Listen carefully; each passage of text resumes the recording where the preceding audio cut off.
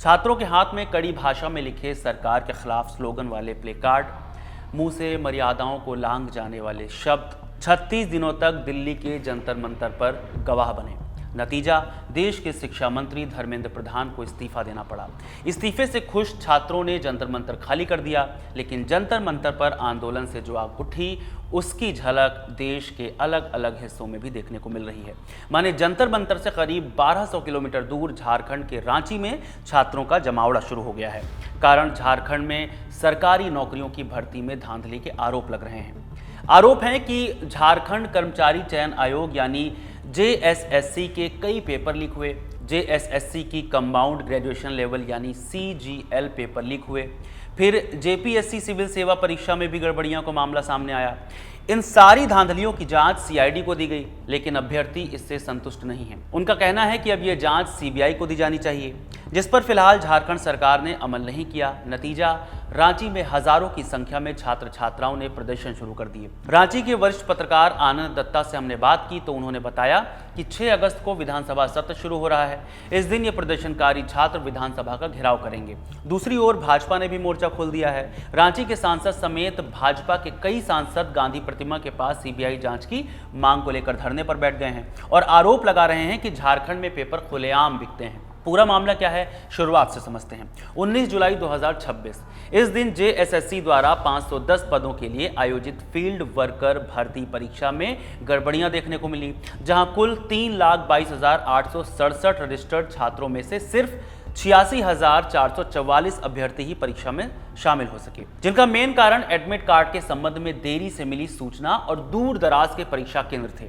कई अभ्यर्थियों ने शिकायत की कि उन्हें परीक्षा केंद्र की जानकारी देने वाला ईमेल 19 जुलाई 2026 को दोपहर में परीक्षा शुरू होने के बाद मिला, जबकि कुछ को 20 जुलाई 2026 को परीक्षा खत्म होने के एक दिन बाद। यह हो गया पहला मामला। दूसरा मामला, JSSC की कंबाइंड ग्रेजुएशन लेवल यानी CGL परीक्षा के पेपर लीक हो गए, जिसकी जांच राज्य सरकार ने CID को सौंपी। 27 जुलाई 2026 को रांची प्रेस क्लब में आयोजित एक प्रेस कॉन्फ्रेंस में छात्र संगठनों ने इस CID जांच पर सवाल उठाते हुए पूछा कि अभी तक मुख्य मास्टरमाइंड की पहचान क्यों नहीं की गई है। इसी दिन अभ्यर्थियों ने 14वीं JPSC सिविल सेवा परीक्षा में हुई गड़बड़ियों के सिलसिले में अभय कुमार तिवारी की गिरफ्तारी का हवाला देते हुए राज्य की पूरी चयन प्रक्रिया पर अविश्वास जताया। छात्रों का आरोप है कि चयन आयोगों में भ्रष्टाचार के कारण पिछले 7 से 10 सालों से तैयारी कर रहे युवाओं का भविष्य अधर में है और कई अभ्यर्थी अब आवेदन की उम्र सीमा भी पार कर चुके हैं। भर्ती परीक्षाओं में लगातार हो रही इन गड़बड़ियों के खिलाफ 30 जुलाई 2026 को सैकड़ों अभ्यर्थियों ने रांची के जयपाल सिंह स्टेडियम में अनिश्चितकालीन धरना शुरू कर दिया, जहां उन्होंने न्याय मिलने तक वहां से ना हटने की घोषणा की है। छात्रों ने मांग की है कि JPSC और JSSC की सभी विवादित परीक्षाओं को जांच CBI या ED को दी जानी चाहिए। इस विवाद के बीच 31 जुलाई 2026 को भाजपा सांसद संजय सेठ ने हेमंत सोरेन सरकार पर तीखा हमला करते हुए कहा कि राज्य के लाखों युवा भारी बारिश के बावजूद सड़कों पर हैं और सरकार भ्रष्टाचार में लिप्त अधिकारियों को बचाने का प्रयास कर रही है। संजय सेठ ने कहा, झारखंड में 1.5 करोड़ दो, DSP बन जाओ, 70 लाख दो जूनियर इंजीनियर बन जाओ और 15 से 20 लाख में सहायक आचार्य। संजय ने एक किस्सा भी सुनाया। एक सुशील नाम के शख्स ने मेरे क्षेत्र ईचागढ़ में एक लड़के को फोन किया, बोला अगर आपने परीक्षा दी है तो लिस्ट मेरे पास है, 15 लाख दीजिए, आपकी सहायक आचार्य की नौकरी पक्की। लड़के ने कहा खेत बेच कर दे दूंगा। दोनों की मुलाकात हुई और लड़के ने प्रूफ दिखा दिया कि ये देखो लिस्ट में जिनके नाम पर टिक है वो पैसा दे चुके हैं, नौकरी पक्की हो चुकी है, तुम्हारा भी डॉक्यूमेंट मेरे पास है। ये जानने के बाद मैंने तुरंत पुलिस को बुलाया और सुशील नाम के शख्स की गिरफ्तारी करवाई। इसके अलावा संजय सेठ ने राहुल गांधी पर तंज कसा। उन्होंने कहा कि झारखंड की जनता राहुल गांधी का इंतजार कर रही है, जाएं और मुख्यमंत्री आवास के बाहर बैठें, क्योंकि मुख्यमंत्री ही शिक्षा मंत्री भी हैं तो उनका इस्तीफा जरूर मांगना चाहिए। इसके अलावा भाजपा ने कुछ मांगे रखी हैं और कुछ चीजों पर नाराजगी भी जताई है। भाजपा का कहना है कि जिस कंपनी यानी TDPL को उत्तर प्रदेश में ब्लैकलिस्ट किया गया था, उसे झारखंड में परीक्षाओं की जिम्मेदारी कैसे दी गई। वहीं दूसरी ओर से अभी तक इस मामले में मुख्यमंत्री और शिक्षा मंत्री हेमंत सोरेन कोई सीधा बयान नहीं दे पाए हैं, लेकिन उनकी सहयोगी पार्टी कांग्रेस ने इसका जवाब जरूर दिया है। 22 जुलाई 2026 को भाजपा ने कांग्रेस कार्यालय का घेराव किया था, जिसके जवाब में 23 जुलाई 2026 को कांग्रेस कार्यकर्ताओं ने रांची स्थित भाजपा मुख्यालय के बाहर जोरदार प्रदर्शन किया। कांग्रेस कार्यकर्ताओं ने नीट पेपर लीक के मुद्दे को लेकर भाजपा को घेरा और केंद्रीय शिक्षा मंत्री धर्मेंद्र प्रधान के इस्तीफे की मांग की थी। इस दौरान दोनों पार्टियों के कार्यकर्ताओं के बीच झड़प हुई और टमाटर, अंडे और पानी की बोतलें फेंकी गई। पुलिस को स्थिति नियंत्रित करने के लिए लाठीचार्ज करनी पड़ी। रांची महानगर कांग्रेस अध्यक्ष कुमार राजा ने भाजपा कार्यकर्ताओं पर हिंसा भड़काने का आरोप लगाते हुए 23 जुलाई 2026 को अरगोड़ा थाने में एफआईआर दर्ज कराई। ये तो हो गई बात हाल ही में पेपर लीक और गड़बड़ियों के कारण छात्रों के आंदोलन की। अब जानते हैं पिछले कुछ सालों में झारखंड में कितने पेपर लीक हुए, किसमें कितनी गिरफ्तारियां हुई। साल 2022 जेएसएससी द्वारा आयोजित जूनियर इंजीनियर भर्ती परीक्षा का पेपर लीक हुआ था। यह परीक्षा 3 जुलाई 2022 को रांची, बोकारो और पूर्वी सिंहभूम यानी जमशेदपुर के अलग अलग केंद्रों पर आयोजित की गई थी।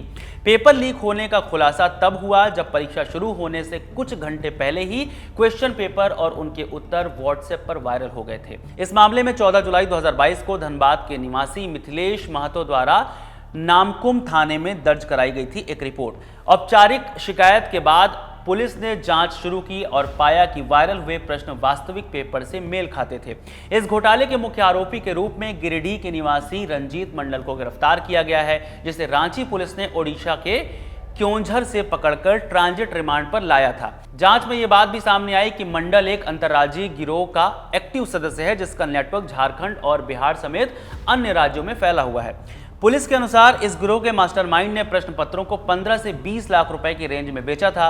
अधिकारियों ने इस मामले में कुछ सरकारी कर्मचारियों या आयोग के भीतर के लोगों की मिलीभगत की संभावना से भी इनकार नहीं किया है।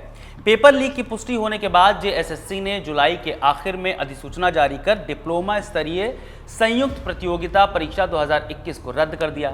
यह मामला कोर्ट में गया और दिसंबर 2022 में मुख्य न्यायाधीश डॉक्टर रवि रंजन और न्यायमूर्ति सुजित नारायण प्रसाद की खंडपीठ ने जेएसएससी रिक्रूटमेंट रूल को असंवैधानिक करार दिया और कहा कि यह संविधान के अनुच्छेद 14 का उल्लंघन करती है। रमेश हासंदा और अन्य उम्मीदवारों द्वारा दायर याचिकाओं में इस नीति को चुनौती दी गई थी, क्योंकि ये कई योग्य उम्मीदवारों को सरकारी नौकरियों की दौड़ से बाहर कर रही थी।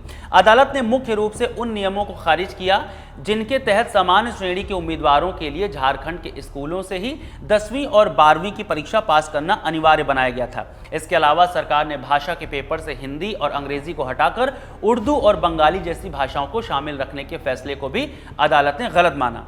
इस ऐतिहासिक फैसले के साथ ही उच्च न्यायालय ने 2021 की इस नीति के आधार पर शुरू की गई सभी भर्ती प्रक्रियाओं और विज्ञापनों को रद्द करने का आदेश दिया था। झारखंड सामान्य स्नातक योग्यताधारी संयुक्त प्रतियोगिता परीक्षा यानी CGL 2023, ये परीक्षा भी झारखंड में जेएसएससी द्वारा आयोजित करवाई जाती है। 28 जनवरी 2024 जब परीक्षा की थर्ड शिफ्ट के सामान्य ज्ञान खंड की परीक्षा शुरू होने वाली थी, उसे लगभग 3 घंटे पहले ही लीक होने की खबरें आ गई। छात्रों के अनुसार लीक हुए पेपर में लगभग 70 प्रश्न और उनके उत्तर मौजूद थे, जिनमें से 50 से ज्यादा प्रश्न असली क्वेश्चन पेपर के क्वेश्चन से मैच कर गए थे। इस गड़बड़ी के कारण आयोग ने देर रात अधिसूचना जारी कर तीसरी पाली की परीक्षा को रद्द कर दिया। पेपर लीक के विरोध में रांची समेत कई जिलों में छात्रों ने व्यापक विरोध प्रदर्शन किया और मामले की उच्च स्तरीय जांच के साथ साथ 4 फरवरी को होने वाली अगली परीक्षा को स्थगित करने की मांग की। बात सिर्फ पेपर लीक होने तक सीमित नहीं है, बल्कि एग्जाम के व्यवस्थाओं का भी है, जिसका एक उदाहरण है साल 2024 में हुई झारखंड उत्पाद सिपाही भर्ती परीक्षा 2024। इस परीक्षा में दौड़ के दौरान कई उम्मीदवारों की जान चली गई थी। अगस्त और सितंबर 2024 में आयोजित इस भर्ती प्रक्रिया में 10 किलोमीटर की अनिवार्य दौड़ पूरी करने के दौरान 12 से 13 उम्मीदवारों की मौत हो गई थी। इस फिजिकल परीक्षा में लगभग 1.87 लाख अभ्यर्थी शामिल हुए थे, जिनमें से कई उमस भरी गर्मी और स्वास्थ्य संबंधी परेशानियों के कारण बेहोश हो गए थे। मीडिया रिपोर्ट्स के अनुसार इस त्रासदी का मुख्य कारण भर्ती नियमों में बदलाव थे। दरअसल पहले उम्मीदवारों को 1.6 किलोमीटर दौड़ना होता था, लेकिन 2016 के नियमों के अनुसार इसे बढ़ाकर 10 किलोमीटर कर दिया गया था। साथ ही सरकार ने लिखित परीक्षा से पहले दौड़ कराने का निर्णय लिया था, जिससे एक साथ बहुत बड़ी संख्या में उम्मीदवार मैदान पर उतरे। इसमें भी सबसे बड़ी गलती यह थी कि बगैर किसी शुरुआती स्वास्थ्य संबंधी जांच के उमस भरी गर्मी में उम्मीदवारों को दौड़ा दिया गया। इस मामले की गंभीरता को देखते देखते हुए मुख्यमंत्री हेमंत सोरेन ने तुरंत जांच के आदेश दिए थे और भर्ती प्रक्रिया को कुछ समय के लिए रोक दिया। बाद में कैबिनेट की बैठक में भर्ती नियमों में संशोधन किया गया और 10 किलोमीटर की दौड़ की शर्त को खत्म कर दिया गया। नए नियमों के तहत अब पुरुष उम्मीदवारों को 1600 मीटर की दौड़ 6 मिनट में और महिला उम्मीदवारों को यही दूरी 10 मिनट में पूरी करनी होती है। इसके अलावा सरकार ने लू और तूफान जैसी स्थितियों को स्थानीय आपदा घोषित किया ताकि भविष्य में ऐसी घटनाओं के प्रभावितों को वित्तीय सहायता दी जा सके। इसके अलावा बहुत से ऐसे छोटे छोटे एग्जाम हैं जिनके लीक होने का आरोप विपक्ष लगाता रहा है। फिलहाल तो जेएसएससी और जेपीएससी के पेपर लीक मामले में छात्र छात्राओं आंदोलन कर रहे हैं। हालांकि ये जरूर कहेंगे कि जंतर मंतर पर प्रदर्शन के बाद अब पूरे राज्य में छात्र सड़कों पर आने लगे हैं। इस वीडियो में फिलहाल इतना ही। मेरा नाम है रविशंकर। इस वीडियो को रिकॉर्ड किया है आनंद ने। शुक्रिया।